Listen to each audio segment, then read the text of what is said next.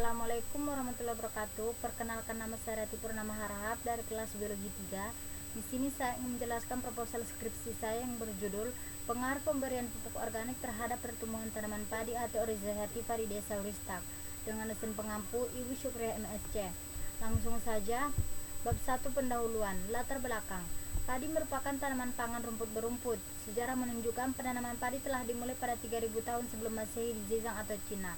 Tanaman padi merupakan komoditas tanaman pangan utama di Indonesia karena sebagian besar dari penduduk Indonesia mengkonsumsi beras sebagai bahan makanan pokok. Untuk mengatasi krisis pangan, salah satu upaya yang dilakukan untuk meningkatkan produksi padi adalah dengan pemberian pupuk untuk mencukupi unsur hara tanaman. Pupuk anorganik merupakan pupuk yang umum digunakan oleh para petani termasuk di Desa Uristak. Sementara itu, ada pupuk yang lebih mudah diperoleh dan diproduksi, yaitu pupuk organik. Pupuk organik merupakan hasil akhir dari penguraian bagian-bagian atau sisa-sisa tanaman dan binatang. Pupuk organik mampu menggemburkan lapisan permukaan tanah, mempertinggi daya serap, serta daya simpan air sehingga kesuburan tanah meningkat. Kemudian rumusan masalah, bagaimana pengaruh pemberian pupuk organik terhadap pertumbuhan tanaman padi di Desa Uristak? Kemudian ada batasan masalah. Dalam penelitian ini diperlukan sebuah batasan masalah agar memiliki ruang lingkup yang jelas, yaitu sebagai objek yang diteliti, pengaruh pemberian pupuk organik dan pertumbuhan tanaman padi. Kemudian ada juga parameternya. Pada penelitian ini, parameter ukurannya yaitu ada tinggi tanaman, umur tanaman berbunga, jumlah anakan produktif, panjang malai, serta jumlah gabah per malai. Kemudian lanjut ke tujuan penelitian, yaitu untuk mengetahui pengaruh pemberian pupuk organik terhadap pertumbuhan tanaman padi. Kemudian ada manfaat penelitian, yaitu bagi mahasiswa jurusan biologi, penelitian ini bermanfaat sebagai bahan referensi bagi penelitian selanjutnya. Kemudian bagi masyarakat, penelitian ini bermanfaat sebagai sarana informasi tentang kinerja dan penambahan wawasan tentang bagaimana cara meningkatkan pertumbuhan tanaman padi dengan menggunakan pupuk organik. Kemudian lanjut ke bab 2, tinjauan pustaka. Sejarah tanaman padi. Berkaitan dengan asal-usul tanaman padi, para sejarawan banyak mengutarakan pendapat. Ada yang menyatakan tanaman padi berasal dari Cina, ada juga yang menyatakan bahwa tanaman padi berasal dari India. Para sejarawan menyebutkan bahwa tanaman padi menyebar dari India ke negara-negara Asia bagian timur seperti Jepang, Filipina, dan kepulauan di Lautan Pasifik.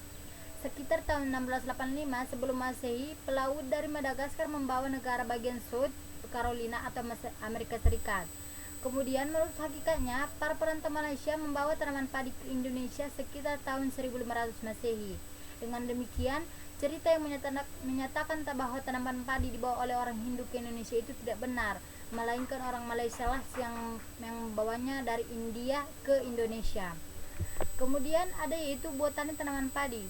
Berdasarkan literatur tanaman padi dalam sistematika tumbuhan diklasifikasikan ke dalam tumbuhan Spermatophytae dengan subdivisi Angiospermae, digolongkan ke dalam kelas Monocotyledonae, termasuk Ordopoales dengan famili Gramenae, serta genus Oryzalin dengan nama spesies Oryza sativa L. Terdapat 25 spesies Oryza yang dikenal adalah Oryza sativa dengan dua subspesies, yaitu Indica dan Sinica. Padi dibedakan menjadi dua, yaitu padi yang ditanam di dataran tinggi atau biasa disebut dengan padi kering, dan ada juga padi yang ditanam di dataran rendah. Biasanya jenis padi ini membutuhkan pengenangan. Kemudian akar tanaman padi memiliki sistem perakaran serabut. Ada dua macam akar, yaitu akar seminal yang tumbuh dari akar primer radicula sewaktu berkecambah dan bersifat sementara. Kemudian ada akar sekunder yang bercabang dan tumbuh dari buku batang muda bagian bawah. Kemudian ada batang. Batang terdiri atas beberapa ruas yang dibatasi oleh buku dan merupakan tempat tunas tumbuh. Kemudian anakan atau tunas muncul pada batang utama dalam urutan yang bergantian. Kemudian ada juga daun tanaman padi. Daun tanaman padi tumbuh pada batang dalam susunan yang berselang-seling. Biasanya terdapat satu daun pada tiap buku. Kemudian lanjut ke bunga padi. Bunga padi secara keseluruhan disebut dengan malai. Malai terdiri dari 8-10 buku yang menghasilkan cabang-cabang primer, selanjutnya menghasilkan cabang-cabang sekunder. Kemudian ada yaitu juga lema. Lema yaitu bagian bunga yang berurat 5 dan keras yang sebagian menutupi palea. Kemudian butir biji. Butir biji tanpa sekam atau karyopsis itulah yang disebut dengan beras. Kemudian lanjut ke manfaat tanaman padi.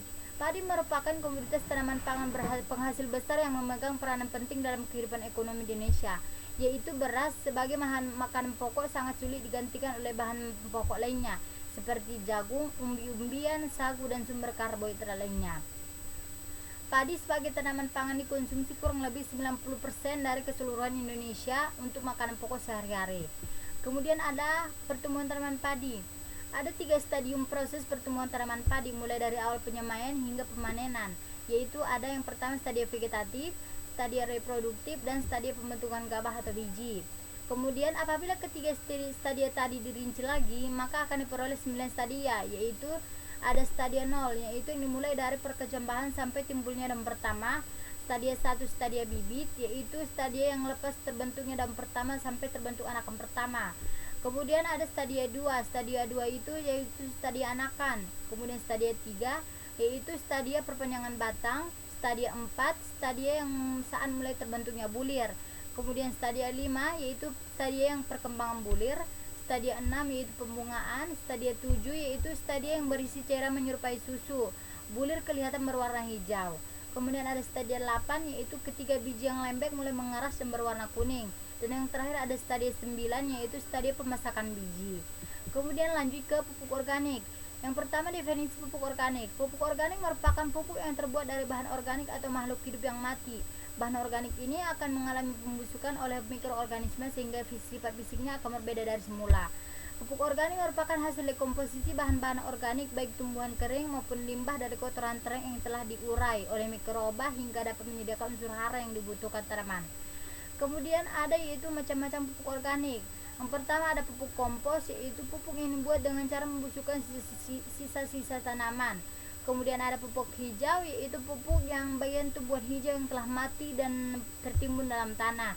Kemudian ada yang terakhir yaitu pupuk kandang, yaitu pupuk yang berasal dari kotoran hewan. Kandungan hara dalam pupuk kandang biasanya sekitar 55%. 55% nitrogen, 25% P2O, dan 5% K2O. Kemudian lanjut ke manfaat pupuk organik. Ada 3 manfaat, yaitu fungsi biologi, kimia, dan fisika. Yang pertama ada yaitu menyediakan makanan dan tempat hidup untuk organisme atau termasuk mikroba dalam tanah.